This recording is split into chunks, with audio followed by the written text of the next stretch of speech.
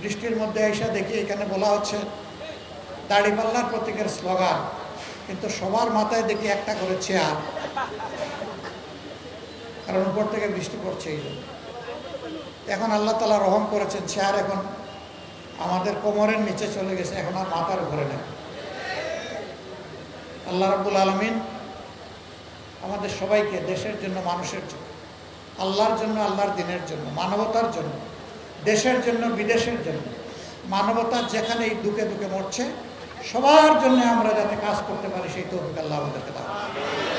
সোনার বাংলাদেশ, নতুন বাংলাদেশ, স্বপ্নের বাংলাদেশ, শহীদদের বাংলাদেশ, জুলাই যোদ্ধাদের বাংলাদেশ, 18 কোটি মানুষের প্রাণের বাংলাদেশ গড়ার জন্য আল্লাহ তাআলা বাংলাদেশ জামাত ইসলামকে কবুল করুন। আমরা একা ক্ষমতার স্বাদ নিতে চাচ্ছি না, ক্ষমতার কোনো স্বাদই নিতে চাচ্ছি না। আল্লাহ যদি সরকার গঠনের সুযোগ দেন, আমরা ইনশাল্লাহ সবাইকে নিয়েই করব।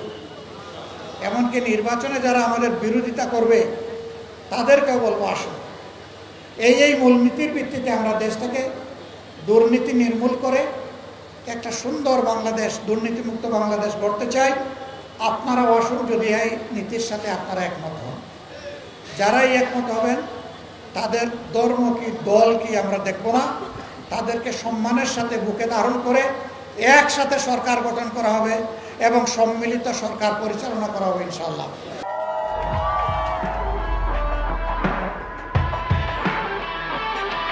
আমরা চাই শ্রমিক মালিক পরস্পরের সহযোগী, পরস্পরের ভাই।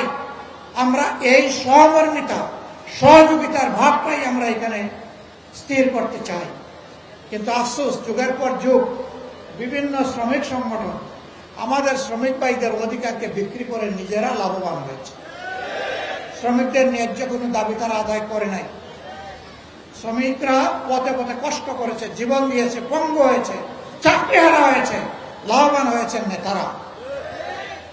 বাংলাদেশ জামাত ইসলামী এই বৈষম্যের বিরুদ্ধে। সম্মানিত ভাইয়েরা, এই কাফরুল মিরপুরে একসময় কিসের রাজত্ব ছিল তার সাক্ষী আপনারা। আল্লাহ তাআলার কাছে সাহায্য চাই, আবার যেন সেই দুঃশাসন এখানে ফিরে না আসে, কারো হাত ধরেই যেন এখানে ফিরে না আসে। এই এলাকার মানুষ শান্তি এবং সম্মানের সাথে যেন বসবাস করতে পারে। ব্যবসায়ীরা তাদের জায়গায় ব্যবসা করবেন, চাকরিজীবীরা চাকরি করবেন, ছাত্রছাত্রীরা তাদের লেখাপড়ার কাজ চালিয়ে যাবেন, মা বোনেরা পেশাগত এবং সাংসারিক দায়িত্ব পালন করবেন। যার যার জায়গায় সম্মান এবং নিরাপত্তার সাথে তারা এই দায়িত্ব পালন করবে। আমরা সেই রকমই একটা কাফরুল এবং সেই রকম একটা মিরপুর গড়ে তুলতে চাই প্রাথমিকভাবে, এবং আমরা সারা বাংলাদেশের চিত্রই একাকার চাই, একই ধরনের চাই। আমরা কোথাও উন্নয়নের ক্ষেত্রে কোনো বৈষম্য চাই।